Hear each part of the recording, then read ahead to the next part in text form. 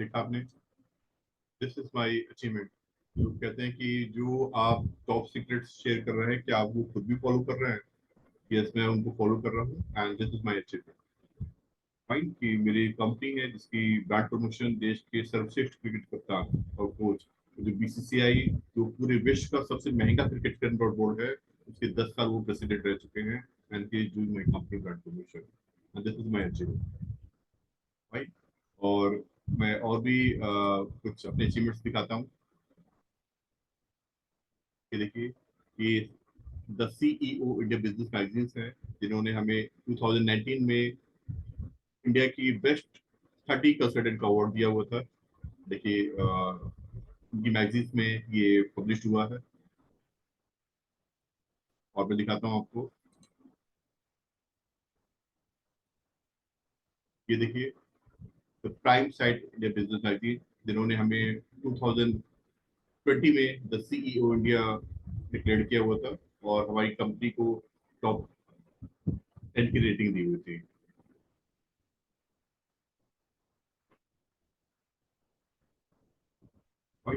तो मेरे बहुत सारे फॉलोअर्स लाइक मुझे कहते हैं कि सर इतने सारे आप गाइडलाइन देते हैं और टिप्स शेयर करते हैं, तो डेफिनेटली आप भी शेयर कर रहे होंगे, ये सब फॉलो कर रहे होंगे, तो आपको कितनी सक्सेस मिली? ठीक है, तो ये सक्सेस को मैंने आपको लाइव दिखाया। ठीक है, तो चैप्टर 1 2 3 4 5 ऑलरेडी मैंने डिस्कस कर ली है, the top secret of character successful life. आज हम चैप्टर 7 के बारे में डिस्कशन करेंगे। लेकिन आपने देखा, हमेशा मैं एक जब भी नए चैप्टर की शुरुआत करता हूँ, पिछले जो चैप्टर्स है उनको एक शॉर्ट में डिस्कशन कर लेता हूँ। चैप्टर 1 में हमने डिस्कशन किया था, I will complete in one line, कि हम लाइफ में हमेशा एक पॉजिटिव और विनिंग रोल प्ले करें। एंड चैप्टर 2 में हमने किया था कि हम जो पूरे 700 करोड़ लोग इस पृथ्वी पर मौजूद हैं, सबकी फिंगरप्रिंट्स अलग अलग हैं। ठीक है, तो हम 700 करोड़ लोग, सभी लोग आपस में अलग अलग हैं, तो हमारा आपस में कोई कंपटीशन नहीं है। तो हमेशा आपका जो कंपटीशन है, आपके बीते हुए कल से है, बीते हुए पास्ट से है। तो हमेशा कोशिश करते रहिए लाइफ में कि हम अ, अपने आने वाले समय को और अपने आज के समय को पिछले से बेहतर बनाते रहें। ठीक है, तो आपका जो कंप्यूटर है, ये 700 करोड़ लोग नहीं है, आपका जो कंप्यूटर है आप खुद है। ठीक है, तो आपको हमेशा अपनी बीते हुए कल के रूप से आगे आना है और उसको बेहतर बनाना है। ठीक है, this was the chapter 2। Chapter 3 में हमने लॉर्ड गणेशा जी के बारे में डिस्कशन किया था कि उनकी पूरी बॉडी हमें कितना एक स्पिरिचुअल मैसेज देती है, और उसको फॉलो करने के बारे में बताया था मुझे। चैप्टर 4 में हमने डिस्कशन किया हुआ था लाइक एक बुक के बारे में, the rich dad and poor dad. ये बहुत ही फेमस बुक है, बहुत ही इसकी पब्लिसिटी हुई है, और इस बुक को बहुत सारे फॉलोअर्स हैं। तो ये बुक हमें बताती है कि हमारी थिंकिंग बड़ी इंपॉर्टेंट है हमारी लाइफ में सक्सेसफुल। हमारी थिंकिंग ही डिसाइड करती है कि हम आगे लाइफ में एक बहुत ही अमीर संसार बनेंगे या एक अमीर इंसान नहीं बनेंगे। ठीक है, फिर चैप्टर 5 में हमने डिसीजन किया था कि हमारी लाइफ में मेंटोर का बहुत बड़ा रोल है। ठीक है, कि गुरु के चिन्हों पर ही चलते हैं, तो उस गुरु को हमें बहुत केयरफुली सिलेक्ट करना चाहिए। और चैप्टर 6 में हमने डिस्कशन किया था the role of the company. हमारी लाइफ में जो हमारी संगति है, जो हमारे आसपास के लोग हैं जिनको हम फॉलो कर रहे हैं, उनका बड़ा रोल होता है। और today is the time for chapter 7।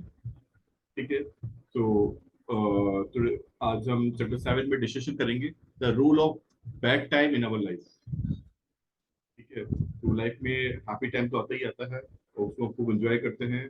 लेकिन रोल लाइफ में जो बैड टाइम होता है, लोग सोचते हैं कि this is the painful time of their life. नहीं, ये जो बैड टाइम है, ये एक्चुअली आपको और बेहतर बनाने के लिए आया हुआ है। ठीक है, तो बैड टाइम के बारे में मैंने ऑलरेडी डिस्कस किया हुआ था। मैं आपको एग्जांपल दूं कि एक फ्लावर आप देखें कि कितना खूबसूरत लगता है, कितनी असली से उसमें खुशबू होती है, कितना देखने में अच्छा लगता है। लेकिन जब उसी फ्लावर को हम क्रश कर देते हैं, पानी उबाल देते हैं और पूरी तरह से उसको मेल्ट करके उसकी वेपर को कलेक्ट करके परफ्यूम में कन्वर्ट कर देते हैं, ये पूरा प्रोसेस बड़ा ही पेनफुल होता है। ठीक है, यदि एक फ्लावर सोचे कि इतना पेनफुल प्रोसेस हो रहा है और पूरा उसका अस्तित्व भी खत्म हो जा रहा है। ठीक है, तो देखिए ये जो प्रोसेस है, आप फ्लावर देखिए यदि लाइक पेड़ पे लगे लगे 2 या 3 दिन बाद में वो बेकार हो जाता है, उसका वो मिट्टी में धूमिल हो जाता है। बट उसी फ्लावर को जब हम लाइक कलेक्ट करके उसका परफ्यूम में कन्वर्ट कर लेते हैं, तो उसकी जो वैल्यू होती है वो अगले 8 से 10 सालों तक के लिए बढ़ जाती है। जो फ्लावर 8 से 10 दिन में खत्म हो जाता है, उसी फ्लावर को एक प्रोसेस के थ्रू उसकी जो लाइफ है वो 8 से 10 साल के लिए बढ़ जाती है। ठीक है, तो ये जो पेनफुल प्रोसेस है उसके बेटर के लिए आया हुआ है, जो उसको एक बेहतर फॉर्म में कन्वर्ट कर देता है। आप देखें कि जो गोल्ड है उसको तपाया जाता है, गलाया जाता है, बहुत सारे हैमर से उसको चोट पहुंचाई जाती है और काफी पेनफुल प्रोसेस के बाद में वो एक ब्यूटीफुल ज्वेलरीज में कन्वर्ट हो जाता है। यदि गोल्ड ये सोचे कि इतना पेनफुल प्रोसेस हो रहा है एंड ये सही नहीं हो रहा है, लेकिन एक्चुअल में देखिए वो जो प्रोसेस उसकी लाइफ में आया हुआ है उसको एक और बेहतर रूप में लाने के लिए आया हुआ है इसे। ठीक है, तो हमारी लाइफ में जो बैड टाइम का जो रोल है वो बहुत ही इम्पोर्टेंट है। और इसी बैड टाइम में ही कुछ लोग बिखर जाते हैं और कुछ लोग निकल जाते हैं। इस बैड टाइम को हमें बहुत ही स्मार्टली हैंडल करना चाहिए, बहुत ही केयरफुली हैंडल करना चाहिए। और ये दिमाग में बैठा लेना चाहिए, ये बैड टाइम हमें बर्बाद करने के लिए नहीं आया हुआ है, हमें और बेहतर इंसान बनाने के लिए आया हुआ है। तो इस बैड टाइम को एंजॉय करिए। और जैसे हर रात के बाद दिन आता है और दिन के बाद फिर रात आती है, तो उसी तरह लाइफ में एक बेड टाइम आता है। मैं एक छोटी सी स्टोरी आपको सुनाऊं कि एक बार अकबर के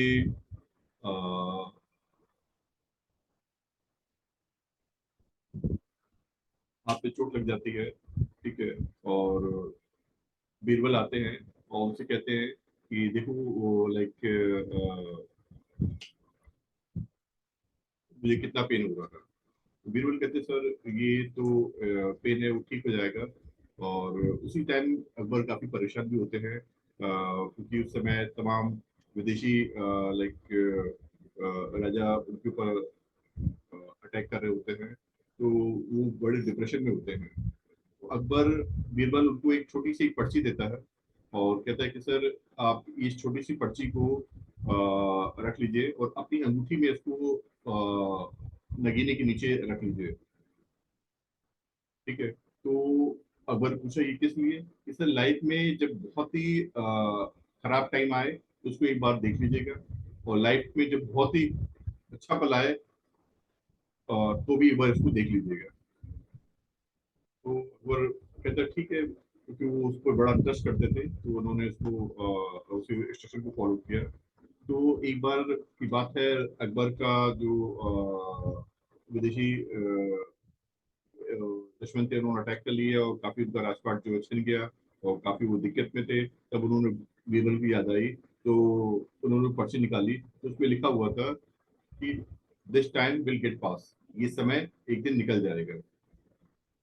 ठीक है, तो उस स्टेटमेंट को पढ़ने के बाद में अकबर को काफी अच्छा महसूस हुआ और उसने सोचा कि हाँ ये बैड टाइम नहीं, ये निकल जाएगा। ठीक है, तो उसने लाइक पेशेंस रखा और अपनी जो स्ट्रगल है, अपनी फाइट है उसको कंटिन्यू रखा। और एक समय बाद में उसने फिर अपना राजपाट जो है वापस हासिल कर लिया और बहुत खुश हुआ। ठीक है, फिर उसने जब वो बहुत खुश था तो उसको याद आया कि एक बार बीरबल ने मुझसे कहा था जब आप बहुत खुश हो तो भी वो पर्ची फिर से देख लीजिएगा। तो फिर उसने पर्ची देखी और फिर वही सेंटेंस लिखा हुआ था कि टाइम भी एक दिन निकल जाएगा। ठीक है, तो लाइफ में बैड टाइम भी आता है और हैप्पी टाइम भी आता है, ये सब आते जाते रहते हैं। तो अपने आप को स्टेबल रखिए, अपने स्ट्रगल्स हैं, अपने फाइट है, अपने मिशन की तरफ हमेशा आगे बढ़ते रहिए। अप डाउन लाइफ में लगा रहता है। तो this is the top secret of guaranteed successful life of chapter 7। और जल्दी मैं नेक्स्ट चैप्टर 8 के बारे में डिस्कशन करूंगा। और उम्मीद करता हूँ जो भी मैं आपको टॉप सीक्रेट बता रहा हूँ उसको स्ट्रिक्टली फॉलो भी करिएगा। ठीक है, कहते हैं ताली कभी भी एक हाथ से नहीं बजती।